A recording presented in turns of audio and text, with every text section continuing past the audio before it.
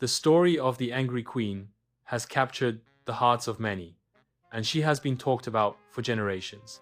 But there's more to her story than meets the eye.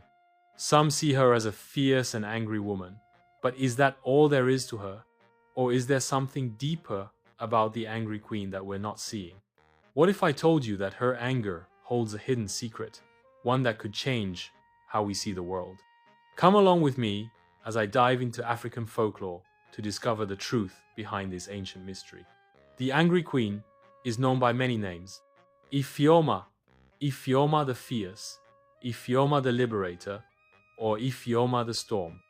These names reflect different sides of her. Some people feared her, others admired her, but one thing was clear: she was a queen like no other.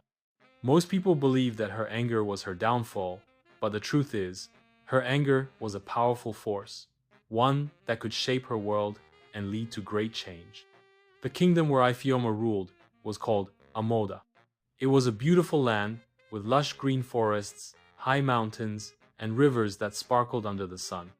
But despite its beauty, the kingdom was not a peaceful place. There were deep divisions between the rich and the poor.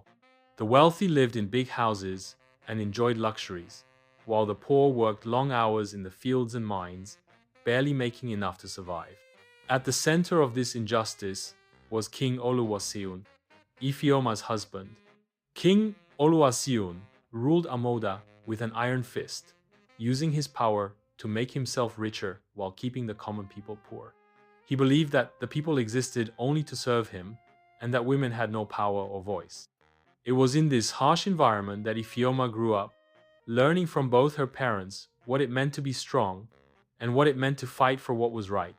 Ifeoma grew up as a curious and intelligent girl, always asking questions and searching for answers. Her mother, Olu Fumilayo, was a wise woman who belonged to a special group of women known as the Aje. The Aje were powerful women who knew ancient secrets about nature, magic, and leadership. They were taught to understand and control their emotions, especially anger, which was seen as a powerful force. Ifeoma's father, Oba Olufemi, was a respected warrior who believed in strength and power. He thought that anger should be kept under control and used only for battle.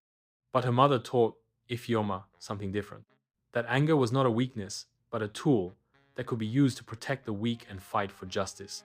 As Ifeoma grew older, she began to see how unfair her kingdom was. The rich lived in comfort while the poor suffered.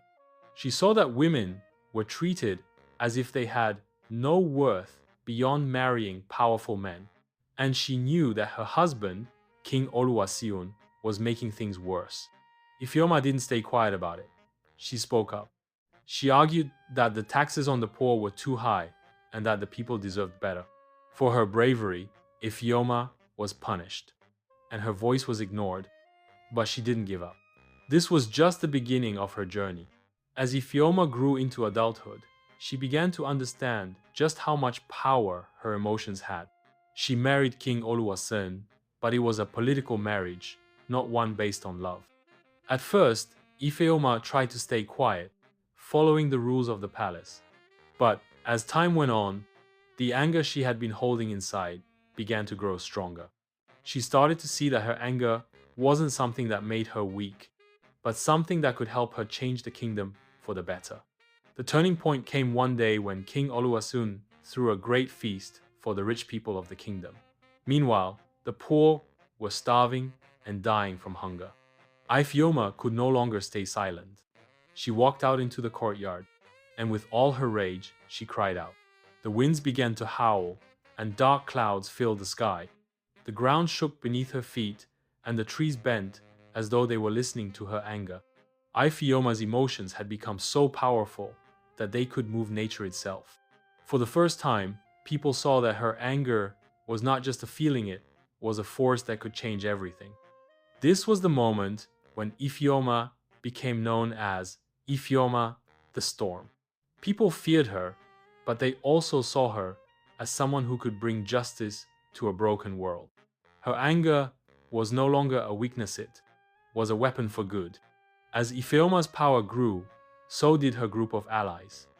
The first person to join her cause was Adama, a fierce warrior who had once fought for King Oluwaseun. But after seeing the king's cruelty, Adama became disillusioned and joined Ifeoma's rebellion. Together, they began to gather support from the people of Amoda, convincing them that they could overthrow the oppressive king and bring equality to the kingdom. Another key ally was Kofi, a healer from a neighboring land.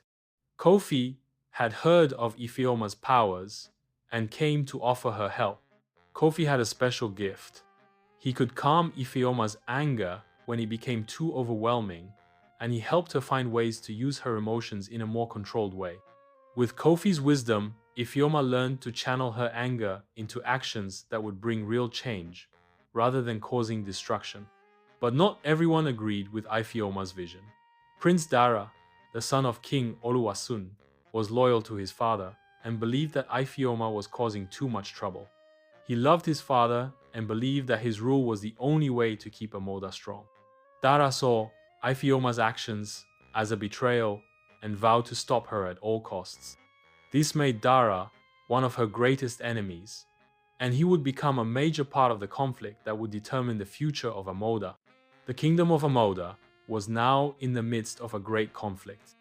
The people were divided, and war broke out between Ifeoma's supporters and the forces of King Oluwaseun. The final battle would take place in the heart of the kingdom at the palace, where King Oluwaseun had ruled for so long. On the night of the final battle, Ifeoma stood outside the palace gates, the storm raging around her. She was filled with anger, but this time, it was different.